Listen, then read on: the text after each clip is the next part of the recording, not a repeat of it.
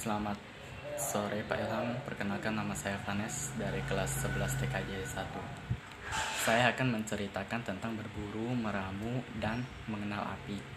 Masa berburu dan mengenal makanan. Manusia purba di zaman ini selalu berpindah-pindah atau nomaden karena tidak memiliki tempat tinggal tetap. Manusia purba mengumpulkan makanan yang tersedia di alam tanpa mengolah atau menanamnya terlebih dahulu. Masa berburu juga merupakan masa sejenis atau ciri-ciri dari zaman batu tua, di mana zaman tersebut manusia purba memenuhi kebutuhannya dengan cara berburu hewan dan mengumpulkan makanan dari alam. Jadi mereka tidak mengolah makanan ataupun menanamnya terlebih dahulu. Nah, kalau masa meramu ini tidak beda jauh dengan masa berburu atau bisa dibilang sama, karena di masa tersebut manusia purba tidak mengenal sama sekali bercocok tanam. Dan manusia purba pada masa itu ketika mau mengumpulkan makanan seperti yang sudah saya bilang tadi, dengan cara berburu hewan liar atau mengumpulkan makanan tumbuhan yang ada di sekitar. Mereka hidup nomaden karena mereka hidup mengikuti musim buah-buahan liar supaya bisa mendapatkan makanan-makanan yang ada di sekitarnya. Nah, saya akan memberitahu 4 kehidupan, ciri-ciri kehidupan pada masa meramu dan berburu. Yang pertama, mereka belum mengenal bercocok tanam. Yang kedua, kebutuhan mereka sangat bergantung kepada alam. Yang ketiga, alat kebutuhan mereka terbuat dari batu yang belum dihaluskan atau masih kasar. Yang keempat, kehidupan mereka selalu berpindah-pindah atau nomaden. Nah, ada juga dua faktor yang mempengaruhi manusia purba berpindah-pindah tempat atau disebut dengan nomaden. Yang pertama,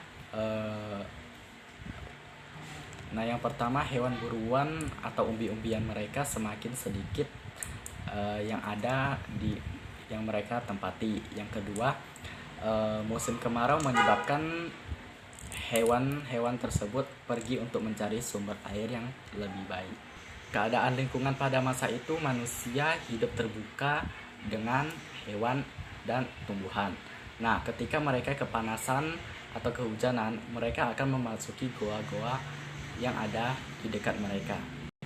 Nah, saya juga akan menceritakan secara sangat singkat kehidupan sosial ekonomi pada masa itu.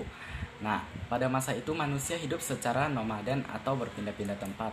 Seperti yang sudah tadi diceritakan, secara nomaden mereka memenuhi kebutuhan mereka sehari-harinya.